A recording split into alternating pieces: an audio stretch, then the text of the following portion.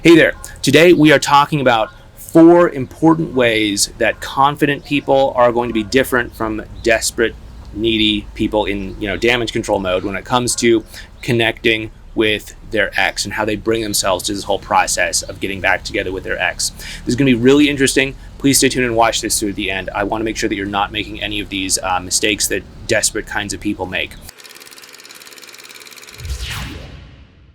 So the first thing that desperate and needy people do is they focus in on the idea or the fantasy of their ex chasing them. And I get that, maybe you're coming from this place of damage control mode yourself, and maybe you went through this process of chasing your ex yourself. You called them too many times, you confessed your love for them, you spilled your heart out, you apologized more than you should, you made these big romantic gestures that fell flat on their faces. Again, I get it. I've been there. I've done that. I've talked to so many people who have been there. You can recover from this. It's okay. I get it. But at the same time, that's not going to help. And fantasizing about your ex doing that to you, it's really just a fantasy, okay? We don't want to pursue a relationship where someone is chasing us. Yeah, it might give you some sort of momentary fantasy about, having power or something like that in life, in which case, okay, work through that issue on your own, but that's not what a healthy relationship is about. What a healthy relationship about, and this is where we get into what confident people are looking for here, is they're actually looking for mutual levels of investment. We've talked about this before on this channel, but, every time you interact with your ex or invite them to interact with you, whether that's texting or calling or meeting up or spending time together, or even getting back together, that's a little bit of a bid. And what we want to do is we want to see them sort of rise to meet that bid, more or less. Maybe they overshoot it a little bit, maybe they undershoot it, but at least they're rising up. And then maybe they make some sort of bid, and maybe we can rise up, and sort of back and forth, we sort of ladder our way up to a greater level of emotional connection. That's what a healthy relationship looks like. What chasing looks like is, okay, hey, do you want to do this? No. Hey, do you want to do this? No. Hey, do you want to do this? No. Hey, do you want to do this? No. And things get really far out of alignment. Now, whether that is on your side or their side, it's not going to feel good, and it's not going to really create a meaningful bond between the two of you. So I want you to do your best to let go of this fantasy, either with your ex or with anyone else, and instead try to strive for this sort of mutual level of investment, where both of you are more or less equal and both of you are more or less investing.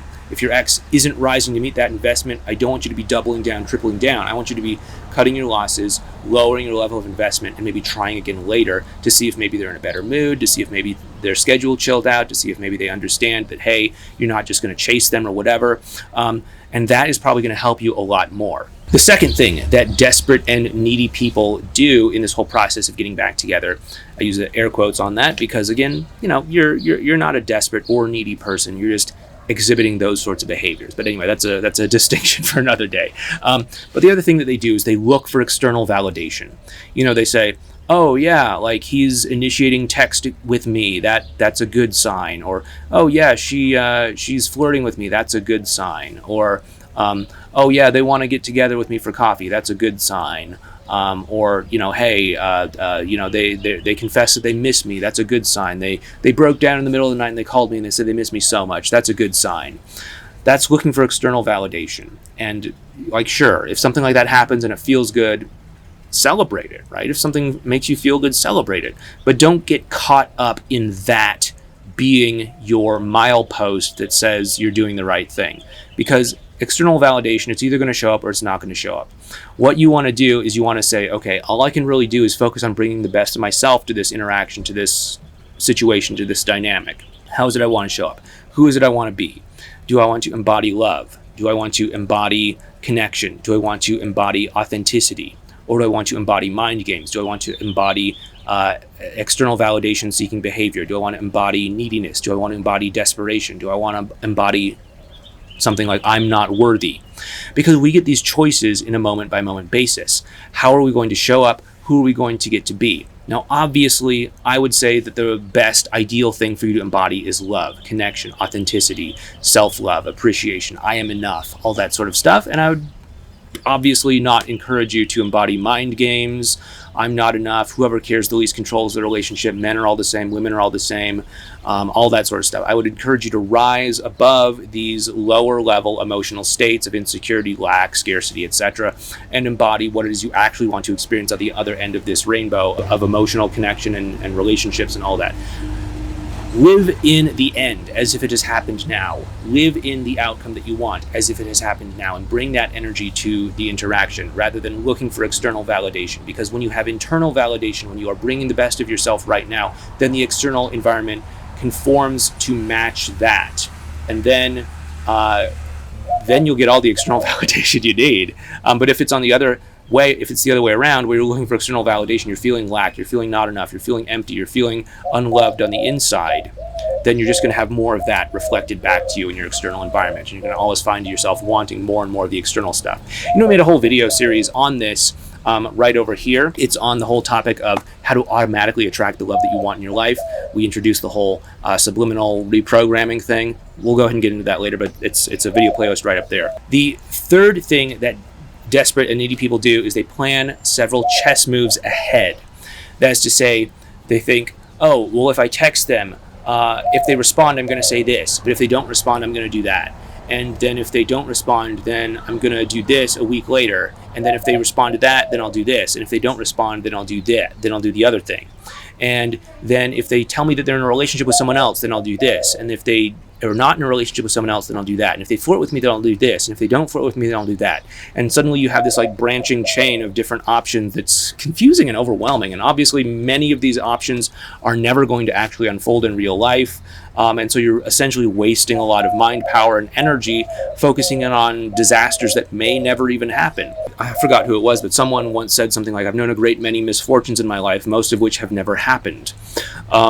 And that can be the case when it comes to people that are planning several chess moves ahead. Now, don't get me wrong, I think it makes sense to have a good strategy, which is why we've laid out several good strategies on this channel and in our courses like ESP and Effortless Connection and all that sort of stuff. But we want to make sure that we're not doing something that's pulling us out of the present moment. And this is where the confident, successful people bring their attention and focus in. They don't focus on planning several chess moves ahead because that pulls them out of the present moment.